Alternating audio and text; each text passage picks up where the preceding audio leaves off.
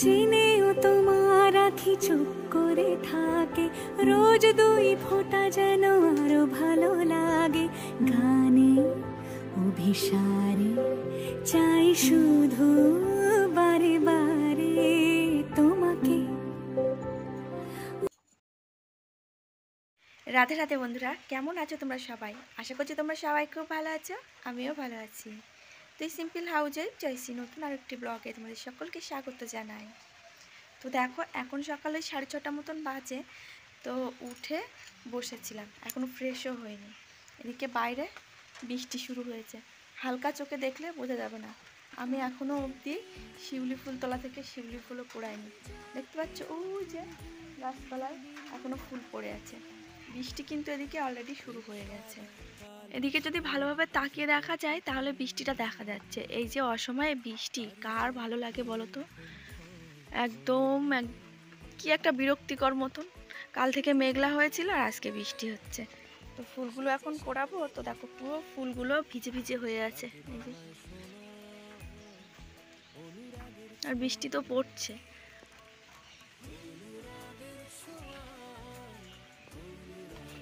ফুলগুলোকে কোনো রকম কোড়াতে কোড়াতে এদিকে এত জোরে বৃষ্টি এসেছে, আজকে বাসি উঠানটা জানো তো ঝাড় দিতে পারিনি। তো এসে শুধু ঘরটাকে ঝাড় দিলাম, কারেন্ট ছিল না। এই যে জাস্ট কারেন্ট এলো। তো এখন নিয়েছি হাতে ব্রাশ, এবার ব্রাশ করব।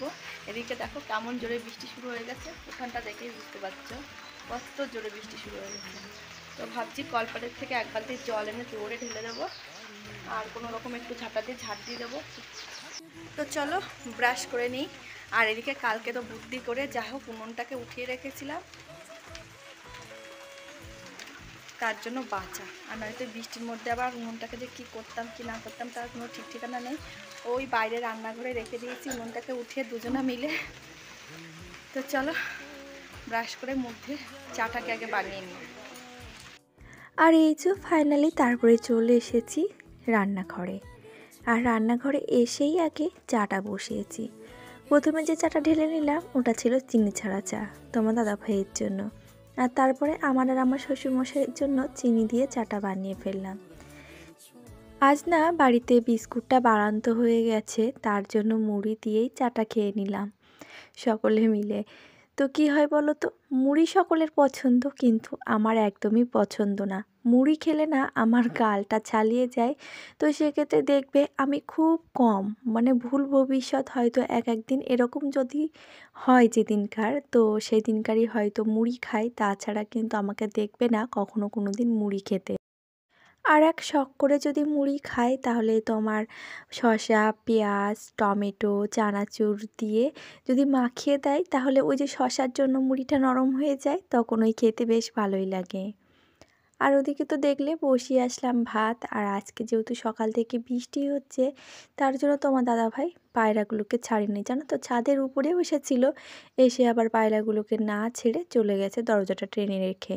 আমি ভেবেছিলাম হয়তো পায়রাগুলো ছেড়ে দিয়েছে, তারপরে দেখি পায়রাগুলো বাকুম বকুম করেই যাচ্ছে। তারপরে আর কি করব, চালের কৌটোটা নিয়ে চলে এলাম ছাদের পরে আর তাদেরকে ছেড়ে দিলাম। দেখতেই পাচ্ছ এখনও কিন্তু ঝিরঝিরিয়ে বৃষ্টি পড়ছে, তবে সেই বৃষ্টিটা গায়ে লাগার মতো না। আর এদিকে দেখো বৃষ্টি পড়ে গাছের ফুলগুলো যে কী দারুণ হয়েছে, ভেবেছিলাম হাত দিয়ে ধরবো না, তবুও মন চাইলো যে আরেকটিবার হাত দিয়ে অন্তত স্পর্শ করি। বৃষ্টি ছোঁয়া এই ফুলগুলো যে এত ভালো লাগে কি বলবো। আর এই যে তারপরে চলে এসেছি ঘরে। আর ঘরে এসে বাবুদেরকে উঠিয়ে ওদেরকে ব্রাশ করতে বললাম, আর আমি তার মধ্যে বিছনাটাকে উঠিয়ে নিচ্ছি। তো ওরা কিন্তু এই যে শুয়ে থাকে বলে এই কম্বলটা তোমার হচ্ছে বেশি থাকে। আমি যখন উঠে যাই তখন দেখতেই পাচ্ছ আমার ওই সাইডে যে কম্বলটা আছে, তো আমি কম্বলটা লাগিয়ে নিয়েছি, কেননা আমার ওই যে কম্বলে একেবারে ডিরেক্টলি ওই গায়ে দেওয়া ওটা হয় না। এই কম্বলটারও আছে, তো সেটা তোমার দাদাভাই বলছে লাগাতে হবে না। তো আমি আবার নাছোড়বান্দা, দেখি এবার কোন দিন মন লেগে যাবে সেদিন দেখা গেল রডটা লাগিয়েই দেবো। কেননা আমার ওই যে একেবারে এই যে কম্বল গায়ে দেবো আর শীত চলে গেলে ধুয়ে ফেলবো, সেটা একদমই হয় না। আমার মনে হয় অন্তত দিন 10 পরে গিয়ে কম্বলের অরটা খুলে আবারও ধুয়ে দেবো, আবারও পরিব, তো সেটাই ভালো লাগে। তাছাড়া এই যে একঘেয়ে একটা না একটা জিনিস গায়ে দিয়ে তারপরে যে ধুয়ে দেওয়া, ওটা আমার একদমই পোষায় না। তো যাই হোক ভাবছি সেটা করব। তো দেখি কবে করা যায়, যেদিন তোমার দাদাভাই সম্মতি দেবে সেই দিনই করব। আর এই যে বাবুদেরকে খাইয়ে দিলাম, ছোটো বাবু আর বন্ধু চলে গেল, আর বড় বাবু দেখো কত পিছে পড়ে গেছে। তো ও সবসময় সব কাজে ওরকমভাবে লেট করে আর নিজেও পিছিয়ে পড়ে যায়, আর ওইটি কিন্তু বকা খায় বেশি। সব কাজে ভুল ত্রুটি অন্যায় করবে, আর সেই কাজগুলোকে যতই বারবার বারণ করবা যে ওইগুলো করবি না, ও কিন্তু সেইগুলোই করবে। আর ছোটো বাবু দেখবে ও মানে মোটামুটি কী করে, ফাঁক খুঁজে বেড়ায়, যে কখন কোন কাজটা থেকে ফাঁক পাবো সেই ফাঁকটাই খুঁজে বেড়ায়। আর বাবুরা স্কুলে যাওয়ার আগে কিন্তু আমি এদিকে এতটা কাজ এগিয়ে রেখেছিলাম, রসুন ফসুনগুলো ছাড়িয়ে কিছুটা এগিয়ে রেখেছি। তোমার দাদাভাই আগে থেকেই ফোন করে আমাকে বলেছিল যে আজ কিছুটা চিকেন আনবো, তো সেই মতো তুমি কিছু পেঁয়াজ রসুন আদা আলু যা হোক সকাল সকাল ছাড়িয়ে রেখো হাতে সময় পেলে। তো আমি ওই যে হাতে সময় পেয়েছিলাম সেই ফাঁকে ওইগুলোকে করে নিয়েছি। আর কিছুটা রসুন ছিল ছাড়াতে বাকি, সেগুলোকে ছাড়িয়েছি। আর তোমার আনা ছিল না আদা, তো সেটাকে আনতে গেছে মাংসটা দিয়ে। তো আমি বললাম যে আদা গরম মশলা আরও কিছু কিছু জিনিস লাগবে, সেগুলোকে একবারে নিয়ে আসো। তো সে গেছে আনতে, তো এখন অবধি এসে পৌঁছায়নি। আর এদিকে দেখতে পাচ্ছ আমি যে চালটা ভিজিয়ে রেখেছিলাম সেই চালটাকে ধুয়ে এখন এই যে হাঁড়িতে দিলাম। আর এতে করে কিন্তু গ্যাসের খরচাটা অনেকটাই কমে যায়। আরও একটা টিপস ফলো করতে পারো তোমরা, এই যে গ্যাসের যে মানে চালটা দেবে, তো যেই না ভাতটা ফুটে উঠবে তো তখনই গ্যাসের আঁচটা একেবারে লো করে দেবে, কিছুক্ষণ জাল করে তারপরে বন্ধ করে রাখবে। তো মিনিট 10 মতন বন্ধ করে তারপরে গিয়ে আবারও ফুল জোরে দেবে গ্যাসটা, দেখবে ভাত টকবগিয়ে ফুটে উঠবে, ততক্ষণে ভাতটা হয়ে যাবে। আর এই যে রান্না করবে যখন সবজিতে, তখন কিন্তু অল্প করে জল দিয়ে গ্যাসের আঁচটা লো করে দিয়ে ঢাকা দিয়ে রান্না করবে। আর যখন দেখবে সবজি হয়ে যাওয়ার মতন হয়েছে, তখন একটু ফুল জোর দিয়ে ভালো করে গড়গড়িয়ে ফুটিয়ে লাভিয়ে নেবে। এতে করে কিন্তু গ্যাসের সাশ্রয়ও হয় আর রান্নাবান্নাও কিন্তু অনেকটা তাড়াতাড়ি এগিয়েও যায়। আর এইভাবেই কিন্তু আমাদের মতো মধ্যবিত্ত বাড়ির বউরা বা গৃহিণীরা একটু একটু করে স্বামীর অল্প ইনকামেও কিন্তু সঞ্চয় করার চেষ্টা করে। মানে কোথা থেকে কীভাবে সঞ্চয় করবে, নিজে হাতে করে হয়তো সঞ্চয় করতে পারি না, যেহেতু আমার হাজব্যান্ডই বাজার খরচ করে, তো সেক্ষেত্রে হয়তো নিজে হাতে করে খরচ করতে পারি না। তবে কি বলো তো, এই যে তাকে এই একটুখানি সেভ করে দিই, এটাই আমার কাছে অনেকটা পাওয়ার। যে আমার হাতে টাকা থাকুক না থাকুক, আমার হাজব্যান্ডের কাছে তো সেই টাকাটা অনেকটাই সেভ হচ্ছে। তো দেখো তোমাদের সঙ্গে কথা বলতে বলতে কিন্তু ইতিমধ্যে আমি ঘরটাকেও মুছে এসেছি। আর বাবুরা যেহেতু চলে এসেছে, এখন 1টা বেজে গেছে, ওই জন্য কিন্তু তোমাদেরকে আর শেয়ার করতে পারলাম না। আর বৃষ্টি বর্ষার মধ্যে না কারেন্টটাও ঠিকঠাক টাইম মতন থাকছে না, এই যে কারেন্ট আছে আবারও কারেন্ট চলে যাচ্ছে। জানো তো এই গ্যাসটা মুছতে মুছতেই মানে মোছাও কমপ্লিট হয়ে গেছে, তার ফাঁকে কিন্তু কারেন্ট একবার চলেও গেছিলো। আর ফাইনালি এই যে আমার গ্যাসটা মোছা কমপ্লিট হয়ে গেছে, তারপরে চলে এলাম এই যে রান্নার পরে যে বাসনগুলো থাকে।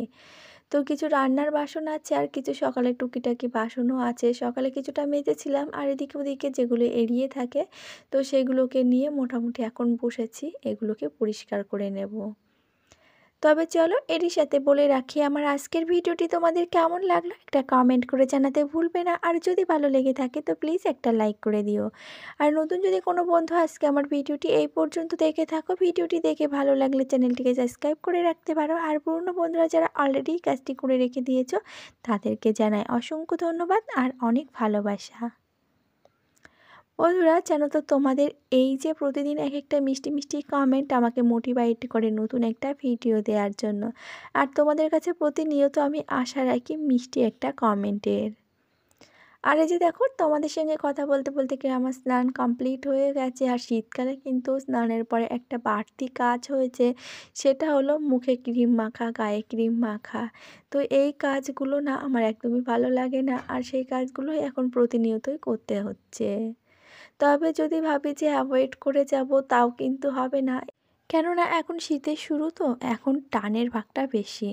তো সেখানে আমার অয়েলি স্কিন হলেও কিন্তু খুব টান পড়ে। আবার শীতের মাঝামাঝি যখন অনেক শীত পড়ে, তখন কিন্তু আমার গায়ে কোনো কিছু না মাখলেও কিংবা মুখে কোনো কিছু না মাখলেও চলে। তবে এই যে প্রথম দিকে আর শেষের দিকে অন্তত গায়ে মুখে মাখতেই হবে। আর আজকে দেখতেই পাচ্ছ কপালকে সুন্দর করে একটা সোয়েটার পরিয়ে দিয়েছি, যেহেতু বর্ষা বৃষ্টি নেমেছে। তো আমাদের ঠান্ডা লাগছে, আমরা সোয়েটার চাদর গায়ে দিচ্ছি, তো সে বেচারা কেন বা শুধু জামা পরে থাকবে, তাকেও একটা সোয়েটার পরিয়ে দিলাম। আর এদিকে দেখো আমার ঠাকুর পুজো দেওয়াও কিন্তু কমপ্লিট হয়ে গেছে। তবে আমার রাধা মাধবকে কেমন লাগছে ফুল দিয়ে সাজিয়ে একবার কমেন্ট করে জানিও। আর এদিকে কিন্তু সকলের খাওয়া দাওয়া কমপ্লিট হয়ে গেছে। আমি আজকে কাউকেই ভাত বেড়ে দেয়নি, তোমাদের দাদা ভাই আজকে সকলকে ভাত বেড়ে দিয়েছে আর নিজেও খেয়ে নিয়েছে। শুধুমাত্র বাসনগুলো কলপারে জমিয়ে রেখেছে আর আমার ভাতটাও বেড়ে রেখেছিল, শুধুমাত্র আমি তরকারিটা নিয়ে এই যে খেতে বসেছি। আর মাঝে মাঝে কিন্তু এই যে প্রিয়জনের হাতে থেকে বেড়ে খাবার খাওয়া, এটাও কিন্তু একটা সৌভাগ্যের ব্যাপার। আর এই সৌভাগ্যটা কিন্তু সবসময় সবার কপালে আসে না। তো চলো বকবক বন্ধ করে আগে খাবারটা খেয়ে নিই, তারপরে কথা হচ্ছে। এই যে জাস্ট ভিডিও এডিটিং কমপ্লিট করে তোমাদের কাছে পোস্ট করলাম। আজকে হয়তো ভিডিও যেতে যেতে তোমাদের কাছে প্রায় 6টা বেজে যাবে। তো জানি না কখন গিয়ে পৌঁছাবে, নেটওয়ার্কও স্লো দেখছি। আর এদিকে দেখতে পাচ্ছ জামা কাপড় কালকে যেগুলো ধুয়ে মেলে দিয়েছিলাম সেগুলো তো শুকায়নি, এগুলো এখনও ভিজে ভিজে আছে। এই সাইডেও আছে, পুরো দড়িগুলো ভরা, অন্ধকার বলে দেখা যাচ্ছে না। আর এদিকে কিন্তু বৃষ্টি এখনও হয়েই যাচ্ছে, এই যে বৃষ্টির কোনো থামাথামি নেই। সেই যে সকালবেলা শুরু হয়েছে বৃষ্টি আর এখনও অবধি যে বৃষ্টি টিপটাপ টিপটাপ করে পড়েই যাচ্ছে। তো চলো ওইদিকে এখনও নিচে খাওয়া দাওয়ার যে বাসন সেগুলো এখনও পড়ে আছে, সেগুলোকে মাজা ধোয়া করবো, তারপরে একটু রেস্ট নেব। তো সাথে থাকো, দেখতে থাকো। এখন কিন্তু সন্ধ্যা হয়ে গেছে আর সন্ধ্যাবেলা সন্ধ্যা দিতে গেছিলাম ভিজে ভিজে। তো সন্ধ্যা দিয়ে এসেছেই আর বৃষ্টিতে মানে এত ঠান্ডা লাগছে যে আমি একটা সোয়েটারও পরে নিয়েছি আর সেই সাথে গরম গরম আদা দিয়ে চা বানিয়ে নিলাম। তো এখন যদি এই আদা দিয়ে গরম গরম চাটা না খাই তাহলে কি হবে বলো তো? এত পরিমাণে ঠান্ডা ধরে গেছে যে সেখানে মনে হচ্ছে দাঁত কিটি করে ঠান্ডা আসছে। আমি যেন তো দৌড়ে এসে মোটামুটি এই মোটা সোয়েটারটা পরেছি। আর এই যে বাবুরা কিন্তু স্যান্ডউইচ খেয়েছে দুজনা দুটো, ও দাদু ভাই এনে দিয়েছিল। তো সেটাকে দুজনা পড়তে বসেছে আর আমি এই যে চা আর বিস্কুট। তবে চলো আজকের মতন ভিডিওটি এই পর্যন্তই। সকলে খুব ভালো থাকবে পরিবারকে নিয়ে, আবারও দেখা হবে।